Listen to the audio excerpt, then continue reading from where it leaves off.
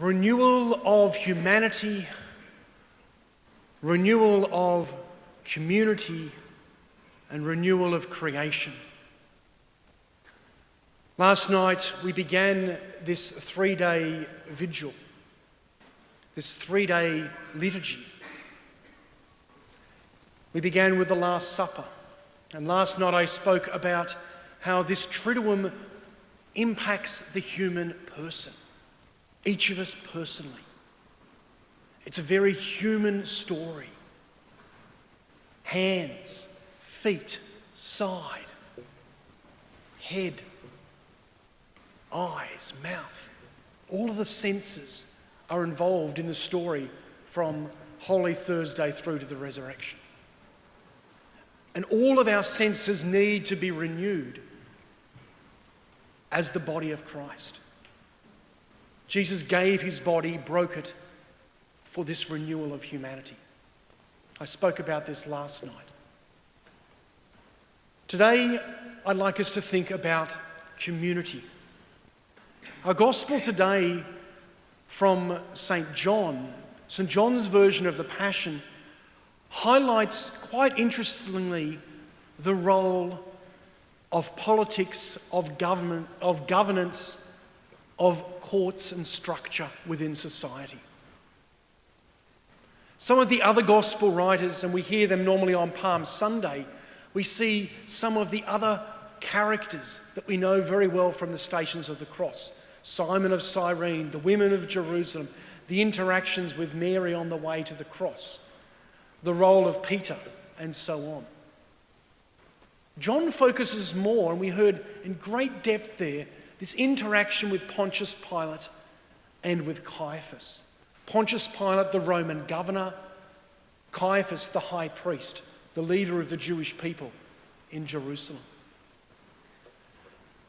Prior to COVID, we've seen in this country, but in many parts of our world, a great distrust of institutions and of those in leadership.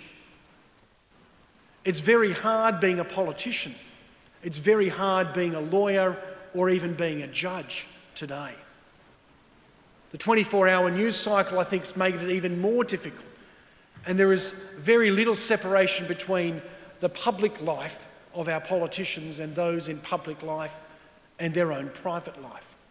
And that's led to a distrust. What we've seen, I think, over the last 12 months is a greater trust in our leaders. Because of the pandemic, we've had to rely on our leaders. It's been a very unusual time for all of us.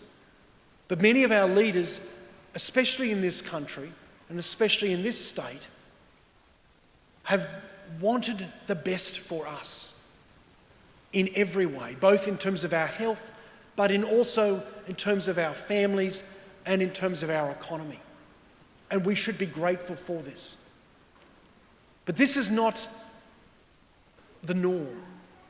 And you go back to the time of Christ, and St. John is very clearly in his gospel, perhaps putting some questions into people's head about the role of institutions, about the role of those in leadership within our society, in public leadership. And the renewal of community does not ultimately come from a political means.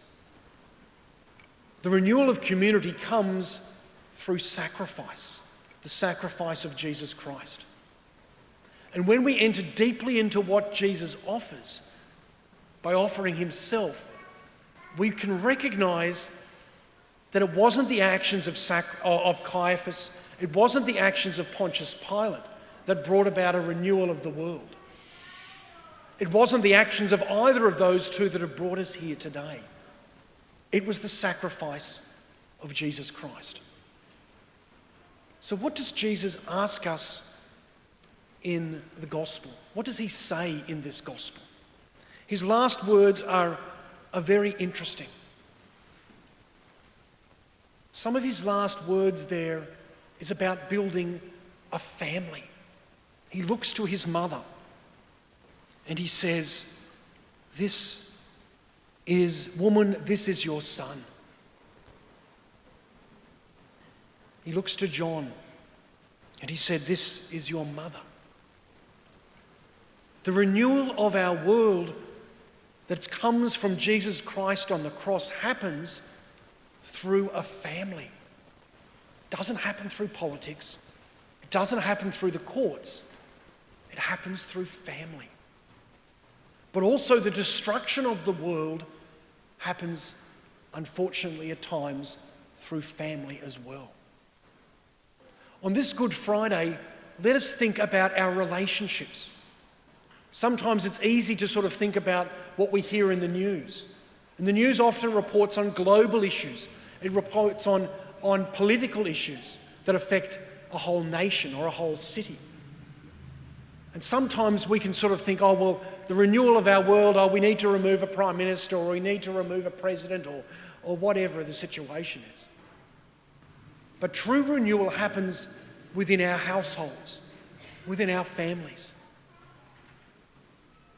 Mary took John into her home. There was this beautiful relationship that developed. And each of us then become part of this family as well. John stands in our place in becoming part of Mary's family.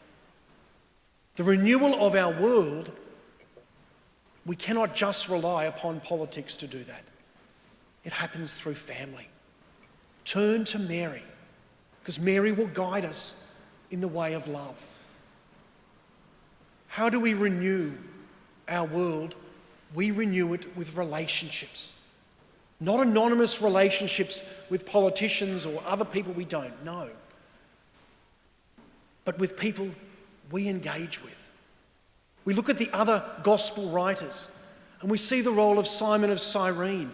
He decides to step up and help someone he's never known, he'd never seen before. And he says, I'm going to help. You see the image of Veronica. Veronica's there in the midst of the crowd and she comes out and is courageous. A courageous woman who comes out from the crowd and helps a man in misery. The renewal of relationships happens when individuals say, I'm going to make a difference. And this is what Jesus has done on the cross, and this is what all of us are invited to do when we reflect on Good Friday, to renew our world through our relationships, through our families, and through stepping up and doing incredible things. Not for self, but for others. For family, but for even the people we don't know. Jesus Christ, his face, his image is out there in the world. He's here within us amongst our church. We can ignore this face, or we can be like Simon of Cyrene. We could be like Veronica, and we can see the face of those who are wounded, those who are hurt. We can love them and we can lift them up. John, in our gospel, perhaps doesn't have a great place for those in institutional leadership. That's often been the way the world has thought. True renewal happens through our families, where a family chooses to welcome Jesus into our midst. Thank you for coming today to welcome Jesus again into your family. Thank you today for going into our world and for finding that bruised, that sometimes disguised image of Jesus in our community. Thank you for being the Simon of Cyrene or the Veronica who steps up and says, I'm going to be a servant. I'm not going to rely on someone else to do it. I'm going to do my part. In a moment we will have the Good Friday collection, which will be able to take up a collection using a normal means. Going back many hundreds of years on Good Friday, there has been a collection for the people of the Holy Land, the Christians in the Holy Land, and for the holy places. So in a moment, after I come back to the seat, I'll invite our collectors to come forward to take up this collection.